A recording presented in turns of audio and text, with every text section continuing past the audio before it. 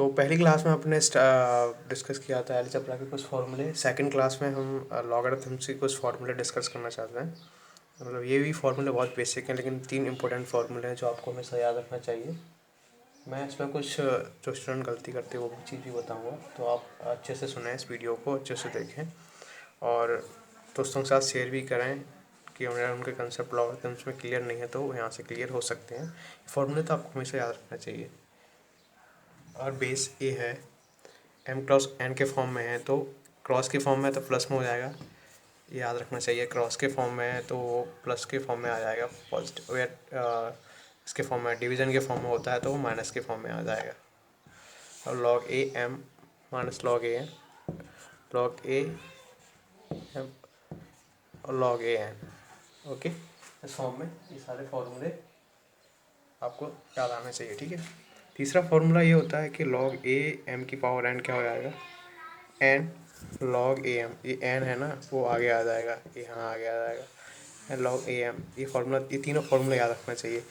अब मैं चौथा फार्मूला बताने से पहले आप लोगों से ये चीज़ें डिस्कस करना चाहता हूँ कि मेनली क्या होता है, स्टूडेंट इस चीज़ में गलती करते हैं।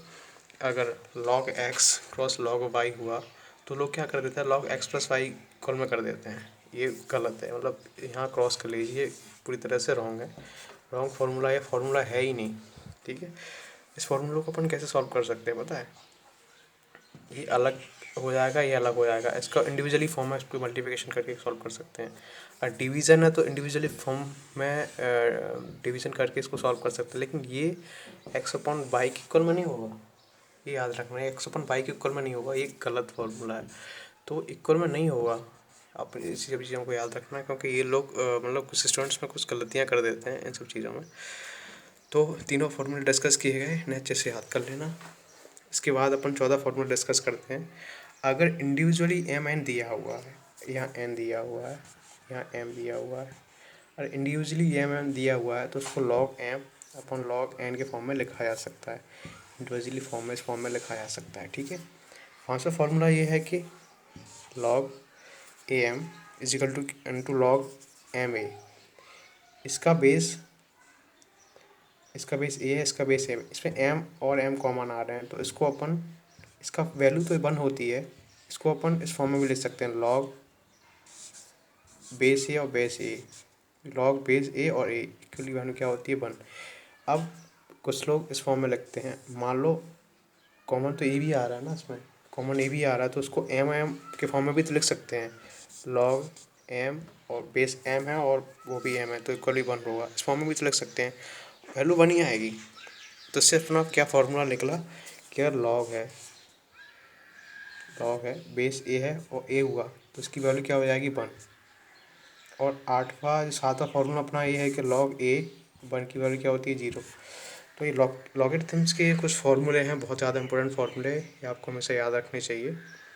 इन्हीं के बेसिस पे मैं आगे क्लास में क्वेश्चंस करवाऊंगा, तो आप अच्छे से नोट कर लीजिए। ये वाले कंसेप्ट को हमेशा याद रखिए कि एक्चुअली में ऐसा नहीं होता है, log x cross log y is equal to log x plus y, ऐसा नहीं होता है। ऐसे फार्मूला इंडिविजुअली उसको अपन सॉल्व कर सकते हैं, लॉग एक्स की वैल्यू अलग निकालेंगे, लॉग वाई की अलग वैल्यू निकालेंगे, तो उनको मल्टीप्लिकेशन करेंगे, उनको सॉल्व करेंगे, ठीक है।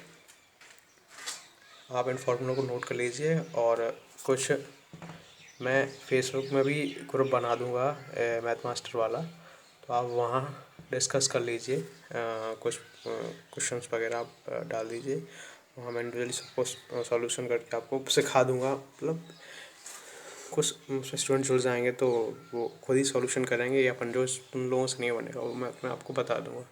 तो सारी चीज़ें आपको अच्छे से माइंड में रखनी है। ये बेसिक कंसेप्ट है, मैं कुछ ज़्यादा टफ नहीं पढ़ा रहा है उसमें कि बहुत ज़्यादा टफ बता दिया हो, बहुत ही बेसिक, मतलब आई थिंक 80% लोगों को ही पता होगा।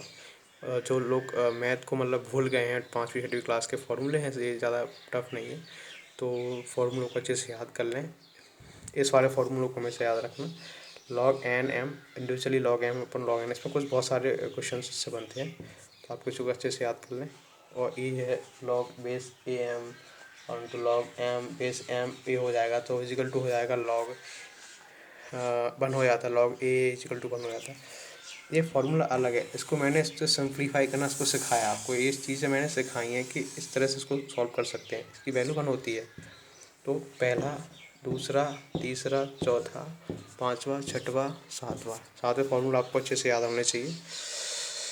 तो दोस्तों सेकंड लेक्चर है तो प्लीज़ सब्सक्राइब माय चैनल। मैं बहुत सारे वीडियोस अपलोड करूँगा इस चैनल पे और आपके मैथ को बहुत अच्छा स्ट्रॉन्ग कर दूँगा। आपके सारे एग्ज़ाम निकल जाएंगे और अच्छी रैंक से निकल जाएंगे। Thank you.